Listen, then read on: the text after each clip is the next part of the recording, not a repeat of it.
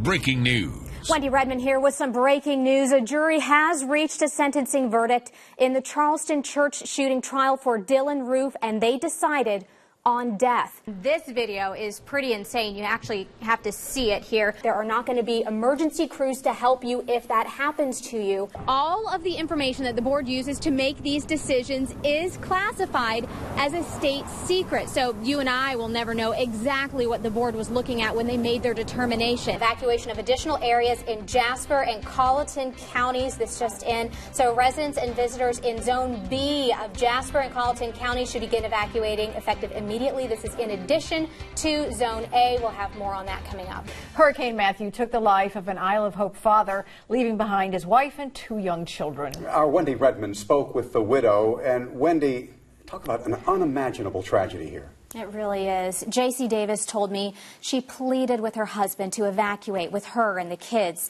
saying she had such a bad feeling about the storm. He said everything would be okay and he would stay. Of all of their disagreements, she said he was almost always right, but this time she was right. And she wishes so badly she was wrong. Hurricane Matthew hit the whole Isle of Hope community hard. For J.C. Davis and her children, the storm changed their lives forever. We're going to be experiencing our first Halloween without him, our first Thanksgiving, our first Christmas. J.C.'s husband, Jefferson Davis, was killed in the hurricane. She said she begged him to evacuate with her and the kids, but he told her, I've been a ranger in the Army. I was U.S. Border Patrol. I've been in 2 helicopter crashes. The storm is not going to kill me. And he said, I need to stay and help anybody who needs to be able to get off the island. The loving husband, father of 2, and military veteran decided to stay to help others, while J.C. and the kids left for North Carolina. While we're driving there, we're listening to the newscast, and we hear how many people had died in Haiti. And my son said, is Daddy going to die? And I said, no, baby, Daddy's not going to die. After the storm passed Saturday morning, J.C. remembers trying to get a hold of her husband. I don't hear from him, and then I start calling him, and it's just ringing. So she sent a neighbor to check. My neighbor said, oh God, I gotta call you back. And about an hour later, my neighbor calls and says, the police are here, and they have ripped off your house. And I said, is he alive or dead? And they said, we don't know, we can't find him.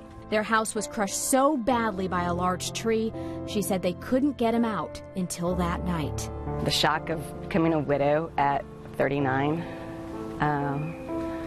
with a son who just turned 6 on Sunday and a little girl who just turned 2 3 weeks ago. We were supposed to spend my son's birthday weekend at Disney World. We had planned a surprise birthday party weekend for him that we had to cancel. Instead, they attended a celebration of life ceremony for their father. Now, as crews on Isle of Hope remove all reminders of Hurricane Matthew, J.C. is hoping she'll figure out how she'll get through this. I'm afraid that once the debris is all cleaned up and the trees are gone, that we're going to be forgotten about. And that is when I'm going to need the help the most. If you would like to help the Davis family, they do have a GoFundMe account set up. We have that link for you on our website. Tubby's in Thunderbolt is accepting donations as well. Also, J.C. Davis told me she wants something positive to come out of this tragedy. She said since her husband battled PTSD, she really wants to help others going through the same thing. A lot of you are sharing your outrage with us as you watch one violent inmate after another being paroled from prison. And like us, you want to know, how is this happening? Yeah, and certainly tonight we're going to show you a process in the parole that you've never seen before, because as Wendi Redman shows us, it's never been exposed like this before. So Wendi, let's start with who makes up the parole board. Well, David, 5 people are appointed by the governor to make the life-altering decision of which convict sentenced to life in prison should be set free on parole. I went to Atlanta to meet with the chairman of the Pardons and Paroles Board, and he took me through step-by-step how parole in Georgia works. He also decided to share with the WTOC viewers something no other media has ever seen. I've met with a murder victim who said, my daughter is in a cemetery over on the east side. Her sentence was life. She's never coming back. And we believed in the criminal justice system, and we believe when this person received a life sentence, it was for life. And I don't understand why he's now getting out. And I can't explain that to them. Chatham County District Attorney Meg Heap says oftentimes the public can't understand why some offenders are allowed back on our streets without serving their full sentence. How do you make sense of some of these early releases? I don't.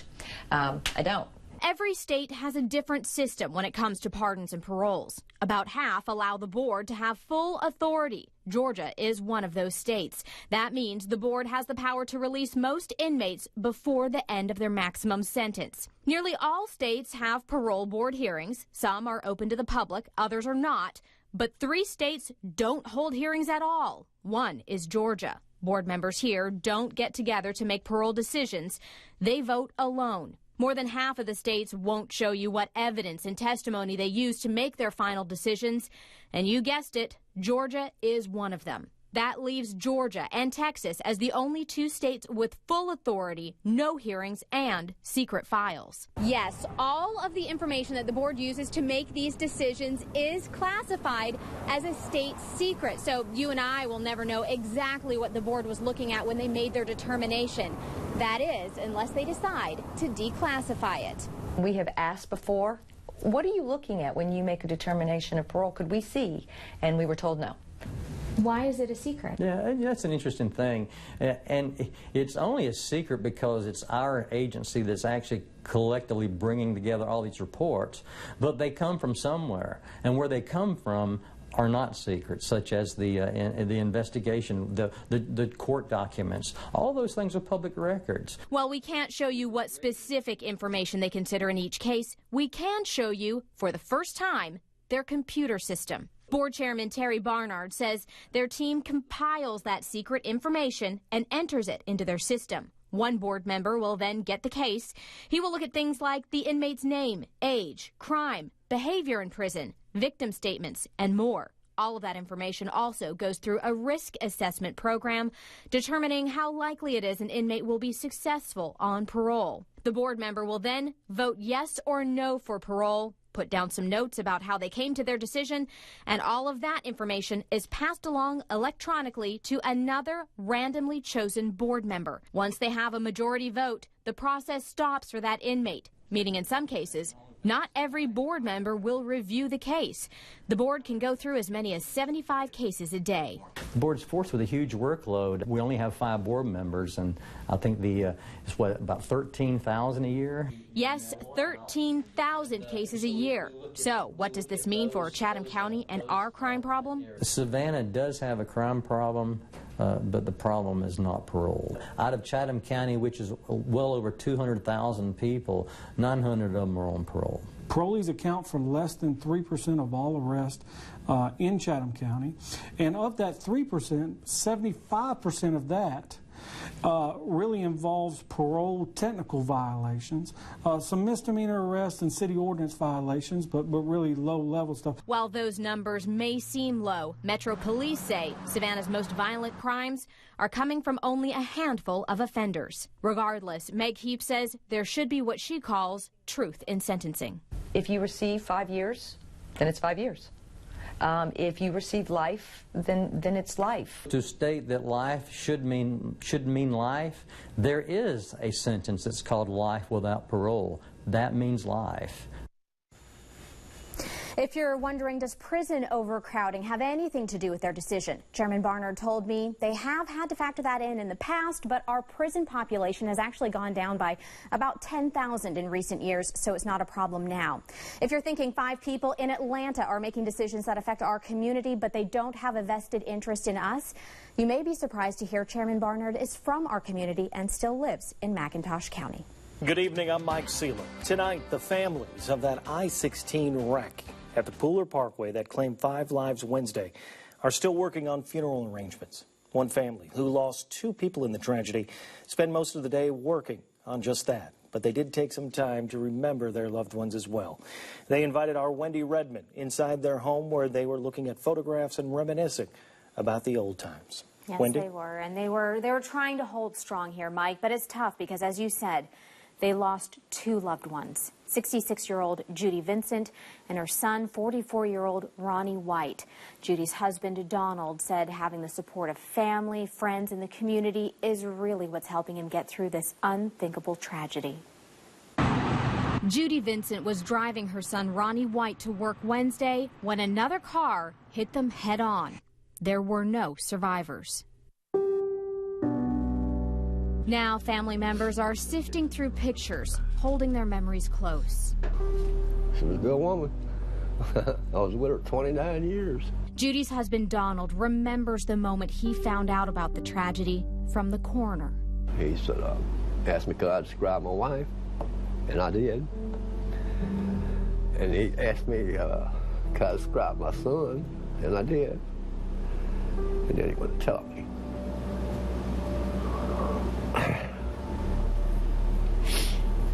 And that's when he told me that was them. Donald describes Judy as a strong woman.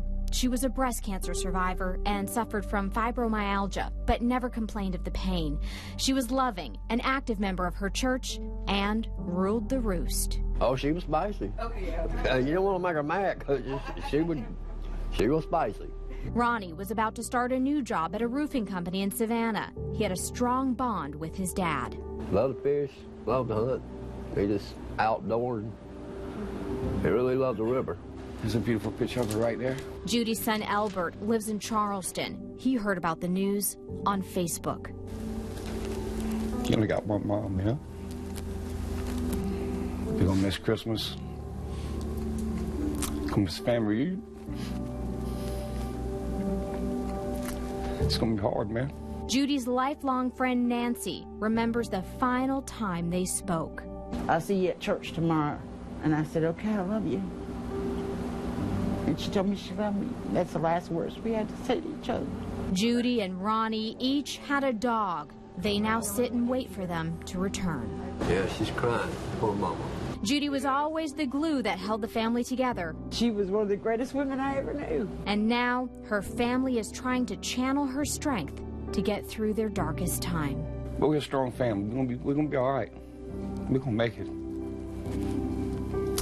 But she's gonna be missed.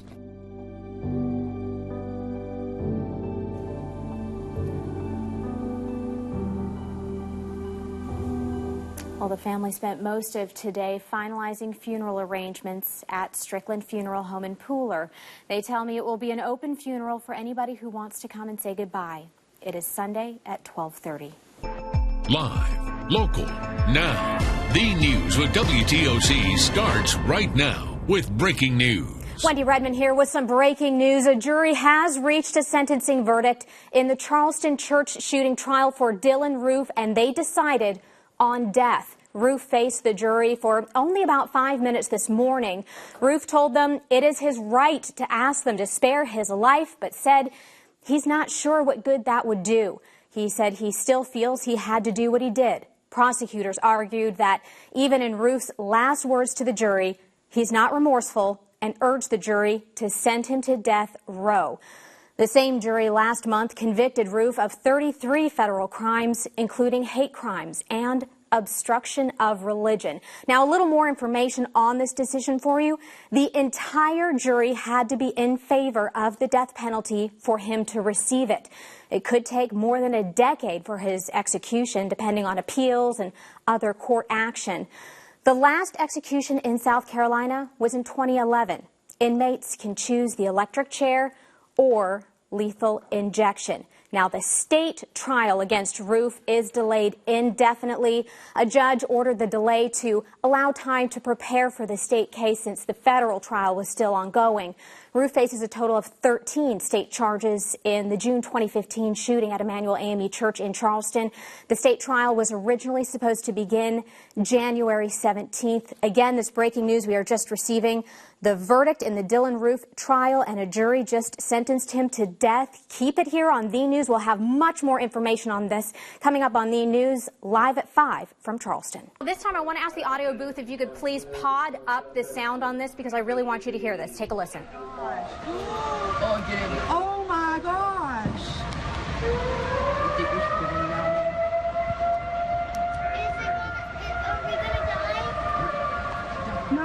that's not going toward us, it's going away from us. Okay, so just very chilling there. You can hear the sirens, you hear the concern in the voices of the family there recording that. Yeah, guys, we have something completely different to show you this time. This video is pretty insane. You actually have to see it here. So this is Fort Stewart area again, but keep your eye on the sky right there by the tree line, and you'll see what looks to be two twisters forming side by side. The crazy part is you see all these cars just driving by. There, you see it? Right in the middle of your screen. So all these people are driving by like maybe they don't even realize what is right behind them. So Big John, what do you make of what we're seeing right here? When the power goes out, we also want to stress you might want to go outside and check things out and see what's going on. But with the windy conditions, there's going to be a lot of debris around too. There might be some live wires out there that you don't know about that might be buried under that debris. You do not want to step on that. There are not going to be emergency crews to help you if that happens to you. And bottom line, I mean, we just want everybody to be safe. Live, local, now. The news with WTOC starts right now with breaking news. Right now, government officials are urging residents in the path of Hurricane Matthew to take this storm very seriously. More than 2 million people are urged to leave their homes in coastal Florida, Georgia, and South Carolina as the storm moves in. That's right. And happening right now, the largest mandatory evacuation in the United States since Hurricane Sandy hit the East Coast in 2012. This is a live look right now at Interstate 16 from the WTOC Chatham Parkway Skycam. You can see traffic moving pretty slowly westward there. And a look to the right there, you see some new video in Atlanta showing Interstate 75 northbound. It was backed up for miles. Yeah, a lot of cars out there. Governor Nathan Deal's ordered mandatory evacuations for everyone east of I-95 in Georgia's 6 coastal counties. So that's Chatham, Bryan, Liberty, McIntosh, Glenn, and Camden. And the Georgia Department of Transportation has turned Interstate 16, as we just saw, into a one-way evacuation route. So that eastbound is now going westbound. And we haven't seen a hurricane evacuation like this since a near miss with Hurricane Floyd back in 1999.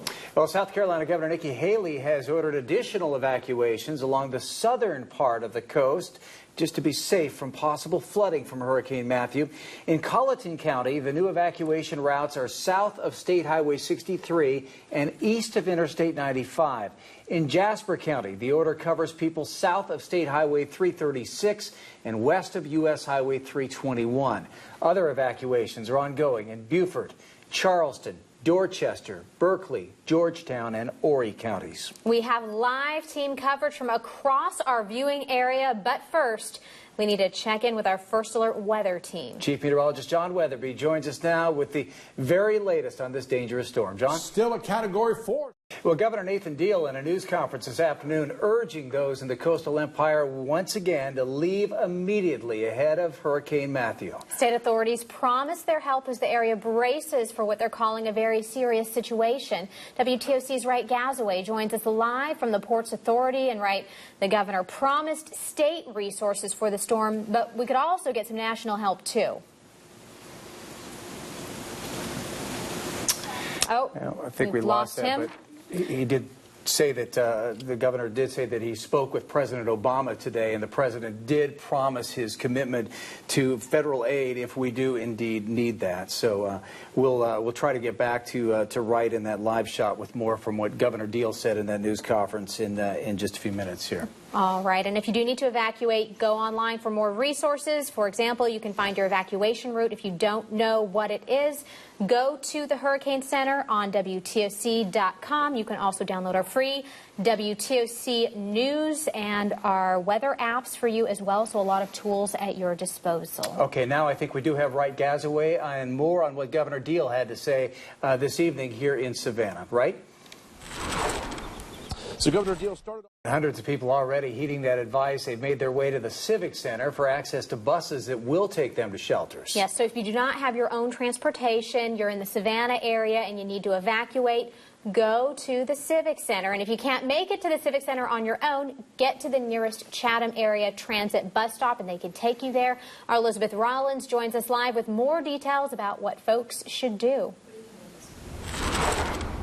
Yeah, guys, it's been for that information, Elizabeth, very helpful. Shelters are open in Georgia and South Carolina.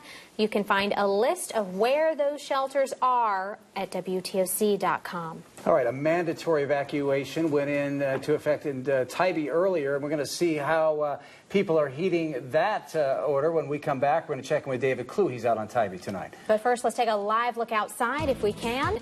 There you go, just checking out the beach area to see our current weather conditions, and we're going to let you know what this beach is going to look like at this time tomorrow when we come back.